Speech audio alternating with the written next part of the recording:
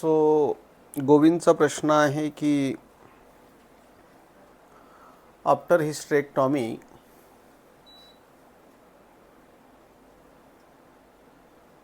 जी काही संधिशूल होतं त्यामध्ये काय विचार करायचा किंवा त्या गर्भाशय काढल्याचा परिणाम त्याच्यावरती होतो का. सो एक जनरल हिस्टेरेक्टॉमीचं कॉम्प्लिकेशन म्हणून मॉडर्न सायन्समध्ये कॅल्शियम डिफिशियन्सी हा शब्द वापरला जातो. But what is really mean by calcium हे कोणी समजून सांगत नाही. आणि मग आपल्याला कुठंतरी एखाद्या हाडाचं चित्र ठिसूळ झालेल्या दाखवलं जातं आणि कॅल्शियम लाईफटाईम समजा गोळ्या खाऊ घातल्या जातात. एकतर हिस्टेरेक्टॉमी म्हणजे गर्भाशय काढण्याच्या बाबतीमध्ये एक 2-3 तरी ओपिनियन्स घ्यावेत. जर का ते गरजेचंच असेल, हजार्डस असेल, ब्लिडिंग थांबत नसेल किंवा एक गरज म्हणून जर समजा तो निर्णय घेण्याची वेळच आली तर ठीक आहे. होतं काय की गर्भाशय काढण्याच्या पूर्वी आणि गर्भाशय काढल्यानंतर आपण आपल्या आयुष्यामध्ये कुठलाही बदल न करण्याचा इम्पॅक्ट हा हिस्टेरेक्टॉमीच्या कॉम्प्लिकेशन्समध्ये येतो. एक अवयव निघून गेल्यानंतर जी काही पोकळी उत्पन्न होते ती उत्पन्न झालेली पोकळी भरून कशी काढायची म्हणण्यापेक्षा ट्रीटमेंट हे 2 पद्धतीनं होत असतं. एक समजून घेऊन की शरीराची स्थिती काय आहे त्याच्यानुसार कामं ठेवायची आणि दुसरं हिलिंग करणे किंवा रसायन देणे किंवा भरून आणणे. आता ह्या केसमध्ये जेव्हा गर्भाशय काढलेला आहे तर आता शरीराचं नियोजन कसं झालं पाहिजे. शेवटी स्त्रीचं स्त्रीत्व हे गर्भाशयावरती अवलंबून आहे. स्त्रीत्व ह्या शब्दाचा अर्थ ब्युटीपासून इफिशियन्सीपर्यंत सगळं काही येतं आणि भावनिकतेपासून ते फिजिओलॉजीपर्यंत येतं. एकदा गर्भाशय काढल्यानंतर बॉडीचं एक डिटॉक्स नावाचं जे काही थेअरी आहे हे हॅम्पर होतं. दर महिन्याला रजाच्या माध्यमातनं आग्नेय गुणाचं शरीर असलेल्या स्त्रीमध्ये रक्ताचं शुद्धीकरण करणे हा गर्भाशयाचा पार्ट असतो.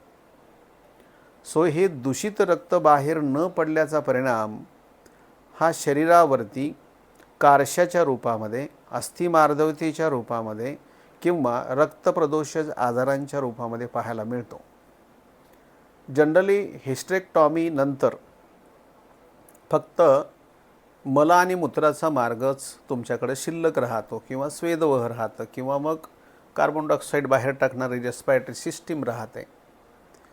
जेव्हा विषद्रव्य बाहेर टाकणारं सिस्टीम तुमच्याकडचं हॅम्पर झालं आहे तर ती विषद्रव्य कमी उत्पन्न होण्यासाठी तुम्ही काय करता.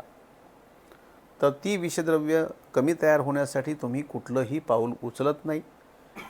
पूर्वी ज्या कारणांनी हिस्टेरेक्टॉमीची पाळी आली, कशामुळं आली, उशिरा जेवण्यामुळं आली. म्हणजे पहिला अन्नकाळ भारतीय स्त्रिया टाळतातच कारण त्यांना मोह असतो लाघवतेचा की हलकं राहून सगळी कामं आटपून मग जेवण करायचं निवांत बसून. सो पहिला अन्नकाळ सकाळी 5:30 वाजता उठलेला, 8:30 वाजता ज्या ठिकाणी भूक लागते तेव्हा ही माऊली चहा घेते. सो भूक लागलेलं पित्त चहाच्या कारणाने अम्लविपाकी 1 ग्लास पाणी पिऊन द्रवत्व वाढवून छोट्या आतड्यामध्ये पास केलं जातं. पचेती विवेचयती आणि मुंचती नावाचं कर्म म्हणजे ॲब्सॉर्प्शनची प्रक्रिया व्यवस्थित व्हावी ह्यासाठीचं प्रिपरेशन ॲक्च्युअल डिओडिनम करतं. त्या ठिकाणी पहिल्या अन्नकाळाचं उत्पन्न झालेलं पित्त लोटून टाकल्या कारणानं त्या ठिकाणी सिस्टम हॅम्पर म्हणजे पचेती विवेचयती आणि उंचती हे कर्म तुम्ही हॅम्पर केलं. याचा इम्पॅक्ट काय होतो, तर याचा इम्पॅक्ट होतो मालन्यूट्रिशनवरती, ज्याला तुम्ही डिफिशियन्सी हा शब्द वापरता. तसं प्रत्येक ठिकाणी स्त्रियांच्या बाबतीमध्ये पहिला अन्नकाळ हा आयर्न डिफिशियन्सीपासून ते हिस्टेक्टॉमीपर्यंत कारण ठरतो. मुख्य सांगायचं म्हणजे या सगळ्या गोष्टींना ज्या ज्या गोष्टी कारणीभूत आहेत त्याच गोष्टी पुन्हा पुन्हा कंटिन्यू केल्या जातात.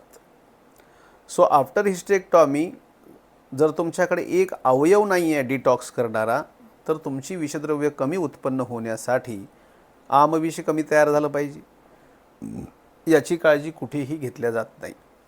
म्हणून मी नेहमीच हिस्टेक्टॉमीच्या पेशंट्सला रात्रीचं जेवण बंद करणे हा सगळ्यात बेस्ट उपाय आहे.